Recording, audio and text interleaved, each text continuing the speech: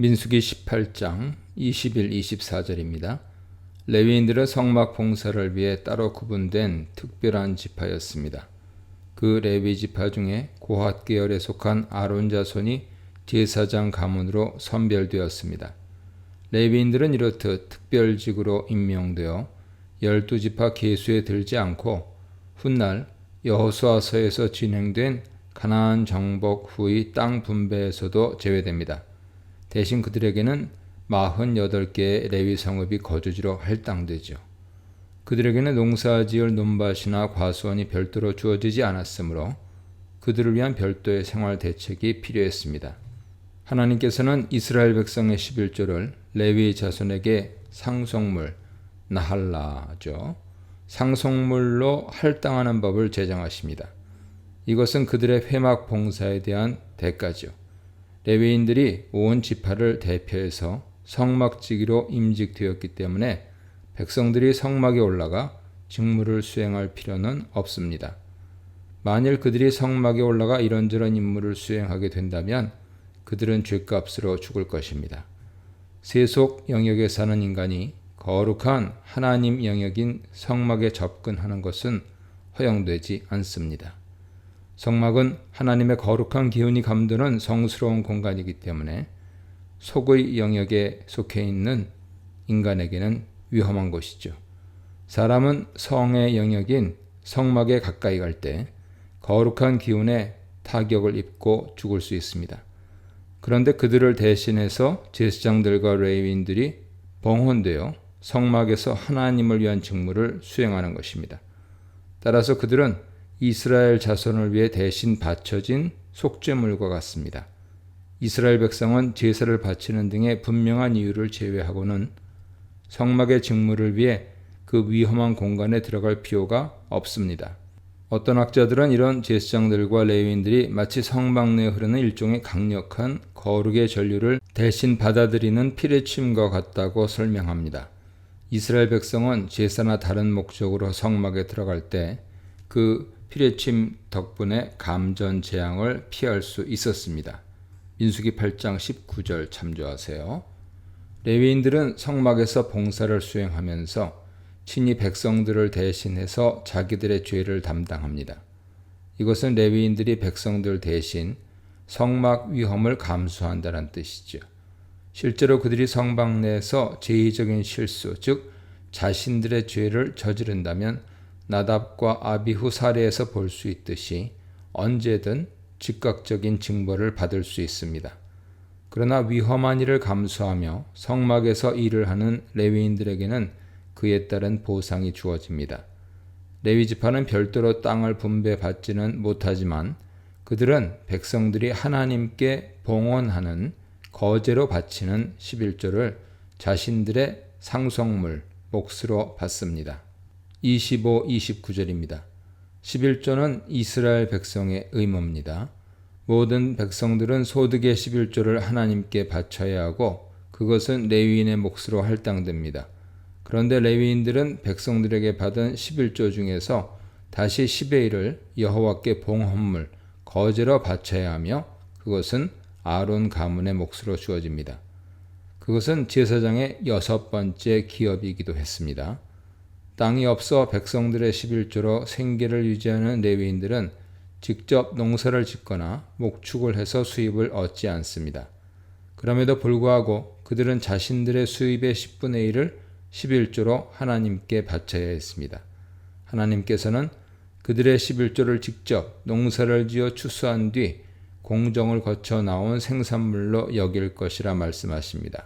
즉, 그들의 11조의 헌물은 추수 후 마당에서 타작을 하고 도정을 거쳐 생산된 보리와 밀, 그리고 포도를 수확한 후 포도즙 틀로 짜낸 즙과 다를 바가 없습니다. 레위인들이 바친 11조는 하나님께 아름다운 것, 즉 최상의 것, 헬레브, 기름이죠. 최상의 것이 되며 또한 거룩한 부분이 될 것입니다. 30, 32절입니다. 레위인들은 자신들의 11조, 다시 말해 아름다운 것은 하나님께 바칩니다. 그리고 남은 것은 자신들이 땀 흘려 얻은 소산물처럼 소중한 몫으로 할당받습니다. 그들은 이 소산물을 회막 봉사의 보수로 받으며 어디서든지 먹을 수 있습니다.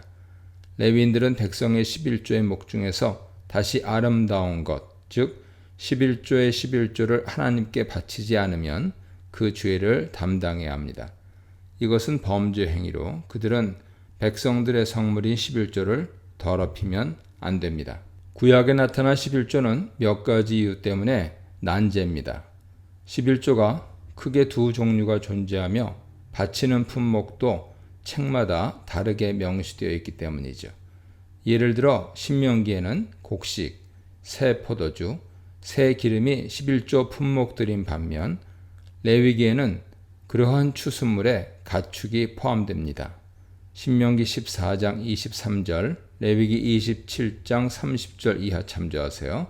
나아가 구약의 여러 본문들은 11조의 품목을 모든 생산물과 재산의 수입으로 확장합니다. 어떤 이들은 세 종류의 11조가 있었다고 주장합니다. 첫 번째, 레위인에게 주는 모든 소출의 11조. 레위기 27장 30절 이하, 민수기 18장 21절 이하에 있죠. 두 번째, 성소에 가지고 올라가 가족들이 즐거워하는 먹는 11조. 신명기 14장 22절 이하, 신명기 12장 17절 이하도 참조하세요. 세 번째, 매 3년의 11조로 3년마다 각 성의 가난한 자, 고아, 과부, 레위인들과 함께 나누어 먹으며 즐거워하는 11조. 신명기 26장 12절 이하 참조하세요. 하지만 두 번째와 세 번째 항목은 같은 종류로 보는 것이 타당합니다. 매년 가족들이 즐거워하며 먹던 11조를 3년마다 형편이 어려운 사람들 및 레위인들과 나눠 먹는 차이만 있다고 볼 수 있기 때문입니다. 그렇다면 11조는 크게 두 종류로 나뉘며 랍비들은 전통적으로 그것을 첫 번째 11조와 두 번째 11조로 구분했습니다. 첫 번째 11조는 레위인을 위해 성전에 바치는 11조입니다. 두 번째 11조는 가족 그리고 가난한 이웃과 먹고 즐기기 위해 바친 11조입니다. 첫 번째 11조는 레위기와 민수기에 있고 두 번째 11조는 신명기에 있습니다. 그러나 11조 구분에 관한 여러 주장들에는 두 가지 점에서 다소 무리가 있습니다. 첫째, 소득의 10분의 2의 헌금 비율은 지나치게 높습니다. 둘째, 바치는 자가 가족 및 사람들과 그것을 모두 먹기 위해 매년 성전에 올라가 11조를 바쳤다는 것이 납득하기 어렵죠. 그 막대한 양의 곡식을 어떻게 며칠 만에 다 먹겠습니까? 더구나 신명기 14장 23절은 토지 소산의 11조만 아니라 가축의 첫 새끼도 끌고 올라가 잡아서 먹으며 즐거워할 것을 지시하고 있습니다. 많은 첫 새끼를 단기간에 가족들이 잡아 먹었다는 것은 이해하기 어렵습니다. 참고로 신명기 15장 19절 이하 참조하세요. 또한 오경의 다른 법들에 의하면 첫 새끼들은 단순히 성전에서 봉헌되어야 했습니다. 출애굽기 13장 12절 이하 34장 19절 참조하세요.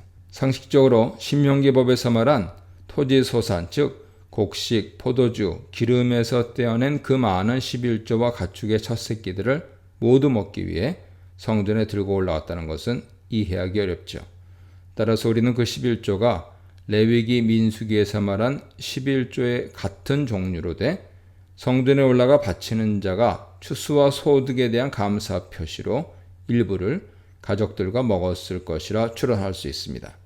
남은 11조 모두는 성전에 바쳐서 레위인 몫으로 돌렸을 것입니다.